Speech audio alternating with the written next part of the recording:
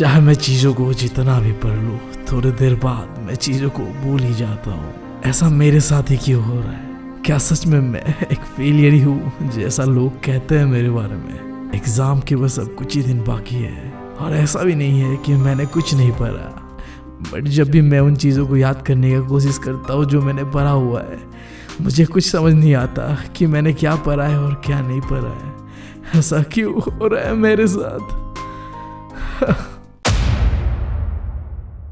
हाँ, सुनो, अगर तुम ऐसा फील कर रहे हो ना इस समय, तो दैट्स टोटली नॉर्मल, ठीक है।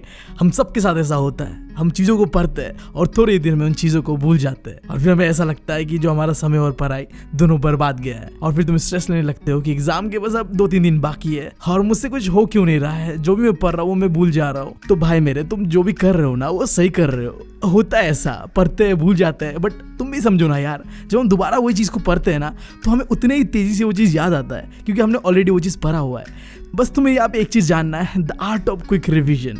रिवीजन तो सब लोग करता है, बट हम बात करेंगे आज the art of quick revision का। 1 रात 2 रात पहले जो बैक बेंचर्स पढ़ते हैं ना कुत्तों की तरह, वो कैसे पढ़ते हैं? क्योंकि देखो यार, बहुत बुरा लगता है उस समय जब एग्जाम हॉल पे ना वही क्वेश्चन आता है जो तुमने पढ़ा हुआ है, बट तुम उस क्वेश्चन को ठीक से नहीं लिख पाते क्योंकि तुमने आखिरी समय में एक बार रिवाइज नहीं किया होता टॉपिक को प्रॉपर्ली। जो लोग कहते हैं ना यार ब्रेकअप का दर्द सबसे बुरा होता है, उन्हें मैं बता दूं इस दर्द के साथ उसका कंपैरिजन बिल्कुल नहीं है। बट तुम्हारे भाई के रहते हुए मैं तुम लोगों के साथ ऐसा होने कैसे दे सकता हूँ, है कि नहीं? तो आओ बात करते हैं आज the art of quick revision के बारे में। अभी देखो, कोई भी टॉपिक को क्विकली रिवाइज करने का 2 ही तरीका है। या तो तुम उस टॉपिक को लिख लिख के रिवाइज करोगे, या तुम उस टॉपिक को बोल बोल के रिवाइज करोगे। अब सबके लिए ये चीज़ अलग अलग होता है। कुछ लोगों को लिख लिख के रिवीजन करना ज़्यादा पसंद होता है, तो कुछ लोगों को चिल्ला चिल्ला के बोल बोल के रिवाइज करना ज़्यादा पसंद होता है। लाइक मी यार, मुझे चिल्ला चिल्ला के पढ़ना बहुत ज़्यादा पसंद है। बट मैं तुम्हें बताऊँगा दोनों का कॉम्बिनेशन कुछ, जिससे कि तुम भाई साहब बहुत जल्दी रिविजन भी कर पाओ और चीज़ों को लंबे समय तक याद भी रख पाओ। देखो, सबसे पहले बात करते हैं कि तुम लिख लिख के किस तरीके से बहुत ही जल्दी रिवाइज कर सकते हो और चीज़ों को मेमोराइज कर सकते हो। सबसे पहले तुम्हारे सामने होना है तुम्हारा नोट, जो कि बहुत ही छोटा होना है। पहले तो अगर अभी तक भी तुमने अपना नोट्स नहीं बनाया है तो भाई साहब तुम बहुत ही गलत वीडियो देख रहे हो। मैं बता रहा हूँ तुम्हें, वीडियो के डिस्क्रिप्शन में टेलीग्राम का लिंक होगा, जल्दी से जाके साइंस और जो ST का नोट्स है डाउनलोड कर लो उसे। उसके बाद तुम्हें क्या करना है, अभी सबसे पहले अपने नोट्स को पढ़ना है एक बार, ठीक है? एक बार रीड आउट करो और रीड आउट करने के बाद तुम्हें माइंड मैप बनाना है। जो भी तुमने अभी पढ़ा है, समझा है, उससे एक माइंड मैप पे उतारो और उतारते हुए याद रखना, बहुत ही इंपॉर्टेंट चीज़ है, सारी चीज़ों को नहीं लिखना है। माइंड मैप बना रहे हो भाई, जितना हो सकेगा माइंड मैप के अंदर में लिमिटेड वर्ड्स को रखोगे, की पॉइंट्स को रखोगे और गंदा डायग्राम को दिखाओगे, जैसे अब मैं तुम्हें दिखाने वाला हूँ। देखो, मानो कि तुम्हें कंट्रोल एंड कोऑर्डिनेशन वाले चैप्टर को खुद से लिख लिख के 10 मिनट के अंदर में पूरा चैप्टर को रिवाइज करना है। तो पहले तुम्हें रीड आउट करना है जो भी तुम्हारे पास नोट्स थे उसे, जिससे तुम्हें पहले चीज़ क्या पता चलेगा कि हाँ, इस चैप्टर के अंदर में एनिमल्स एंड प्लांट्स का कंट्रोल एंड कोऑर्डिनेशन के बारे में जानना है, ठीक है? तो यहाँ पे ऐसे बनाओ कि हाँ, इस चैप्टर के अंदर में एनिमल्स को पढ़ना है और प्लांट्स को भी पढ़ना है। अब उनके बारे में क्या क्या पढ़ना है, तो जाके फिर रीड आउट करो। जैसे तुमने एनिमल्स के बारे में पढ़ा, तुम्हें पता चला कि हम एनिमल्स या इंसानों के पास 2 तरीके का नर्वस सिस्टम होता है, उसके बारे में यह बताया गया है। दोनों को एकदम शॉर्ट फॉर्म में लिखो, central nervous system and peripheral nervous system, CNS and PNS। अब फिर जाके देखो कि ये CNS एंड PNS क्या होता है, तो तुम देखोगे कि वहाँ पे CNS में 2 चीज़ आता है, brain and spine, and PNS में cranial nerves and spinal nerves. अब जब इन्हें उतार रहे होगे ना तो नाम मत लिखो, उससे बेटर है तुम उनका डायग्राम बनाओ, याद रह जाएगा तुम्हारे दिमाग में भी ये बात, ठीक है? चाहे तुम्हारा ड्राइंग जितना भी गंदा हो, बनाओ यार। अब यही है तुम्हारे पास जो है, ठीक है? भगवान ने तुम्हें जो दिया है भाई उसके साथ खुश रहो, बट बनाओ यार, ऐसे ही बनाओ। अब फिर देखो कि प्लांट्स के अंदर में क्या क्या नोट पे दिया हुआ है। 2 चीज़ दिया हुआ है, एक मूवमेंट किस तरीके के करते हैं प्लांट्स और दूसरा कुछ हार्मोन के बारे में, राइट? तो एक तरफ में हार्मोन लिखो, अपना खुद से कुछ इमेजिन करके हार्मोन का स्ट्रक्चर बना लो। और 2 तरीके का मूवमेंट होता है, एक टच को रिस्पॉन्स करता है और दूसरा ग्रोथ को रिस्पॉन्स करता है, राइट? इन्हें लिखो, इसके बारे में जो भी छोटे छोटे चीज़ है फिर रीड आउट करो। अब तुम समझ गए मैं क्या कहना चाह रहा हूँ तुम्हें। माइंड मैप बनाओ, इससे बेस्ट लिख लिख के याद करने का कोई तरीका है नहीं। देखो, अगर तुम पूरा लिख लिख के याद कर रहे हो ना तो उसे रिवीजन नहीं कहते, स्पेशली क्विक रिवीजन तो नहीं कहते, उसे प्रैक्टिस करना कहते हैं। अब क्विक रिवीजन का मतलब ये होता है कि तुम 10 से 5 मिनट में कोई भी चैप्टर को खुद से पढ़ लोगे, ठीक है?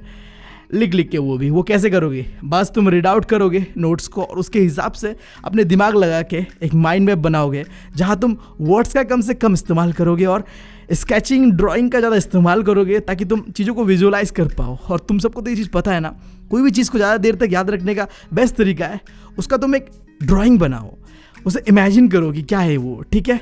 अब ये तो था तरीका कि तुम कैसे लिख लिख के रिवीजन कर सकते हो क्विकली, ठीक है। अब बात करते हैं कि तुम कैसे बोल बोल के रिवाइज कर सकते हो कोई भी टॉपिक को, ठीक है, जो कि मेरा फेवरेट है, ठीक है। अभी अगर तुम्हें कोई भी टॉपिक को बोल बोल के क्विकली रिवाइज करना है ना, तो पहले जाके अपना रूम लॉक करो। डरो मत यार, मैं तुम्हें रूम लॉक करके वो वाली वीडियो देखने को नहीं कह रहा। रूम लॉक कर लो और चिल्ला चिल्ला के अब पढ़ना है तुम्हें, ठीक है, बहुत जोर से चिल्लाना है।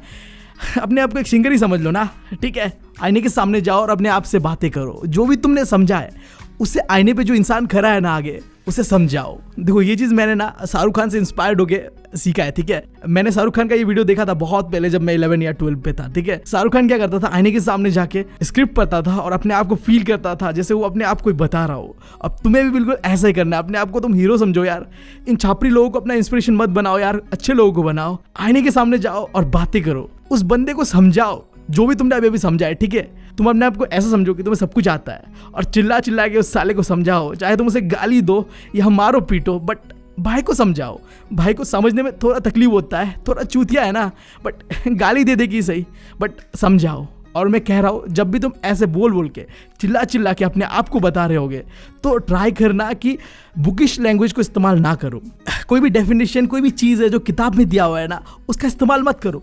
हिंदी में अपना जो भी लैंग्वेज है, चाहे तुम बिहारी बोलते हो, बंगाली बोलते हो, भाई साहब लगाओ यार। और अगर साथ में गाली वाली भी निकल जाए ना फीलिंग के साथ, तो बहने दो भाई, बहने दो। मैं बता रहा हूँ, एक बार ट्राई करके देखो ये चीज़। तुम कमेंट सेक्शन में दोबारा आओगे और कहोगे भाई साहब तूने क्या बता दिया ये, ठीक है। बट हाँ, ध्यान से याद रखना, ये जो चिल्ला चिल्ला के तुम पढ़ोगे टॉपिक को, ये सारे टॉपिक को मत पढ़ना है, ठीक है। जो टॉपिक तुम्हें बहुत ज़्यादा डिफिकल्ट लगता है ना, उस टॉपिक को लेके बैठो और अपने आप को समझाओ, डांट डांट के, मार मार के, चिल्ला चिल्ला के, जैसे भी हो। बस तुम्हें लाउडली पढ़ना है, लाउडली सुनोगे तुम अपने कान पे और तुम्हें वो चीज़ मेमोराइज हो जाएगा, ठीक है। अब देखो यार, इससे अच्छा और क्या ही हो सकता है। जो इंसान अपने आप को समझाए है कि नहीं, मुझे ये लगता है कि मुझसे ज़्यादा मुझे कोई नहीं समझ सकता, ठीक है। ये रियलिटी है, ये तुम भी मानते होगे ये चीज़। वही चीज़ तुम्हें पढ़ाई के साथ करना है, ठीक है। तुम अपने आप को जितना समझा सकते हो ना, वो मैं समझा सकता हूँ तुम्हें, ना वो तुम्हें कोई यूट्यूब में बैठा टीचर या क्लासरूम में बैठा मैम, ठीक है, कोई नहीं समझा सकता। तो यार अपने आप को केयर करो, अपने आप से प्यार करो, अपने आप को डांटो, अपने आप को पीटो, बट अपने आप को समझाओ यार। जैसे भी बहुत सिंपल है। देखो तुम्हारे पास एक नोट्स है, तुम्हारे पास एक माइंड मैप है, और जिससे तुम्हें एक रफ आइडिया मिला है कि इस चैप्टर के बारे में, इस टॉपिक के बारे में क्या तुम समझे हो। और जो भी समझे हो, साथ साथ जाके आईने में अपने आप को बात बताओ, समझाओ। मैं बता रहा हूँ, ये जो 15 मिनट या 20 मिनट तुम उस टॉपिक को दे रहे होगे ना, वो भाई एग्जाम तक याद रहने वाला है। ऐसे कर करके इजी टॉपिक से स्टार्ट करो और डिफिकल्ट टॉपिक तक जाओ। मैं बता रहा हूँ, इससे बेटर और इफिशिएंट तरीका क्विकली रिवाइज करने का कोई चीज़ को नहीं होता है। ये जो तुम्हारी भूलने की बीमारी है ना, इसका ये रामबाण इलाज है, मैं बता रहा हूँ। अब इसके लिए मैं एक तुम्हें एफिशिएंट टेक्निक बताता हूँ कि कैसे ये सारी चीज़ें तुम एक साथ मैनेज करोगे। क्योंकि यार अब समय कम है ना, टाइम मैनेजमेंट बहुत ज़रूरी चीज़ है, ठीक है। तो टाइम मैनेजमेंट के लिए मैं मानता हूँ एक टेक्निक जिसे कहते हैं पोमोडोरो टेक्निक। इसका इस्तेमाल करोगे ना भाई, गजब ही चीज़ है, ठीक है। चाहे तुम्हें अपना टाइम को मैनेज करना है या अपना प्रोडक्टिविटी को बढ़ाना है, ये जो टेक्निक है ना, ये तुम्हें सही में बहुत मदद करने वाला है। देखो बहुत सिंपल है, अभी तुम 8-9 घंटा पढ़ने वाले हो, ठीक है। बट एक साथ जब तुम 8-9 घंटा पढ़ोगे ना भाई, उससे तुम्हें एक ही चीज़ होने वाला है, वो है बहुत ज़्यादा स्ट्रेस। और तुम नहीं चाहते राइट कि तुम स्ट्रेस फील करो। तुम चाहोगे कि तुम चाहे थोड़ा पढ़ो, बट तुम्हारा माइंड फ्रेश रहे, कि तुम वो चीज़ों को जो भी तुम पढ़ रहे हो वो बहुत ही अच्छी तरीके से तुम्हें रिवाइज हो, याद रहे यार। मतलब समझ रहे हो ना भाई, तुम मतलब पढ़ो भी और चिल भी रहो। अब दो चीज़ें अगर एक साथ होना है ना, तो इस टेक्निक का इस्तेमाल करो। देखो इस टेक्निक में करना क्या होता है, तुम्हें जो भी टॉपिक तुम्हें बहुत ही ज़्यादा डिफिकल्ट लग रहे हैं, उन्हें तोड़ के टाइम फ्रेम में याद करना है। लाइक देखो 25 मिनट पढ़ना है तुम्हें एंड 5 मिनट का ब्रेक लेना है। सबसे पहले डिसाइड करो कि तुम्हें कौन सा टॉपिक पढ़ना है, या कौन सा चैप्टर पढ़ना है, या कौन सा सब्जेक्ट पढ़ना है। डिसाइड कर लिया, उसके बाद देखो फ़ोन का इस्तेमाल करते हो तुम किस चीज़ में, डिस्ट्रैक्शन में, राइट। इस समय मैं मानता हूँ कि फ़ोन वो चीज़ है जो सबसे ज़्यादा बोर्ड एग्जाम के समय तुम्हें डिस्ट्रैक्ट कर रहा है।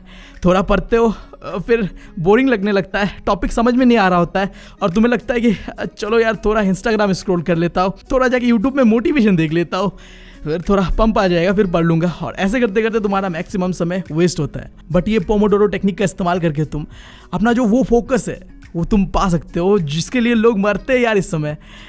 जो चीज़ तुम्हें सबसे ज़्यादा डिस्ट्रैक्ट कर रहा है, उस चीज़ का सही से तुम इस्तेमाल कर पाओगे। देखो मेरी मम्मी कहती है कि फ़ोन का ना दो यूज़ है, या तो तुम उसे सही से इस्तेमाल करोगे तो ज़िंदगी में आगे बढ़ोगे, और अगर उसका गलत से इस्तेमाल करोगे तो तुम बर्बाद हो जाओगे। और मैं तुम्हें ऐसा होने तो नहीं दूंगा।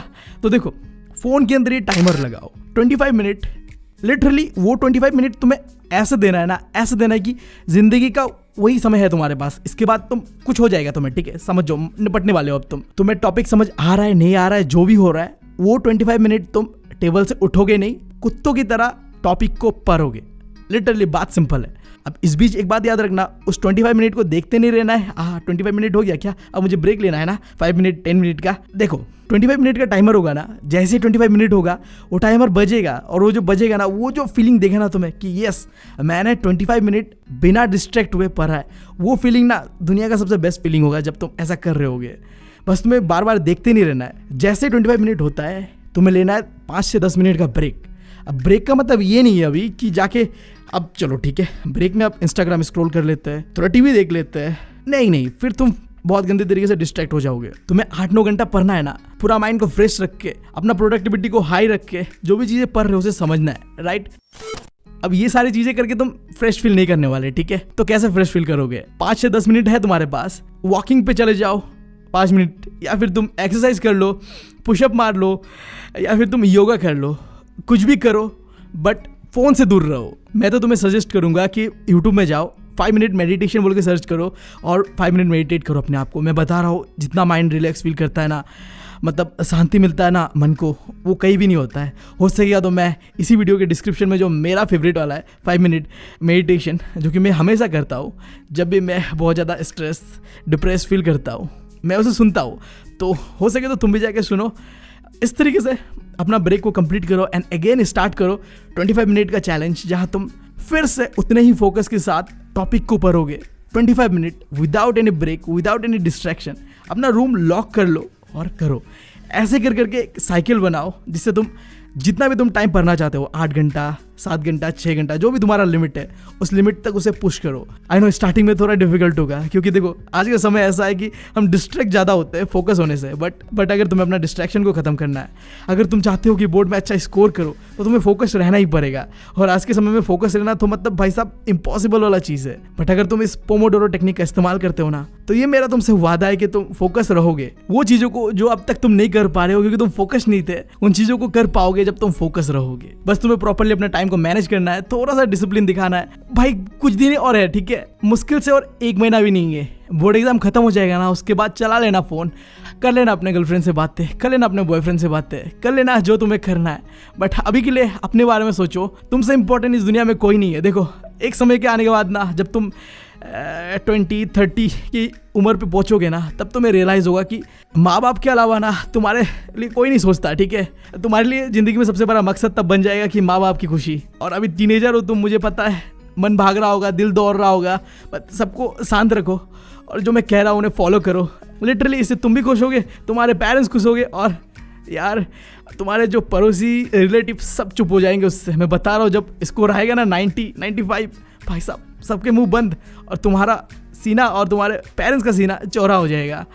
इसी बात के साथ मैं लेता हूँ तुम लोगों से अलविदा। बस तुम मुझसे वादा करो और अपने आप से वादा करो, भाई साहब कुत्तों की तरह पढ़ोगे, अपने आप को डिमोटिवेट फील होने नहीं दोगे। जब भी डिमोटिवेट फील करो ना, मोटिवेशनल वीडियो देखने से अच्छा है याद करोगी तुम्हारे माँ बाप के बारे में, कितना वो खुशी याद करो ना यार, वो स्माइल माँ बाप के चेहरे पे जो आएगा ना जब तुम अच्छा स्कोर कर दोगे उनके लिए, यार वही सबसे बड़ा मोटिवेशन है, ठीक है। अभी मोटिवेशन देख देख के अपना समय बर्बाद मत करो, जाओ यार जाओ पढ़ लो। अब मैंने भी बहुत बोल दिया है, जाओ।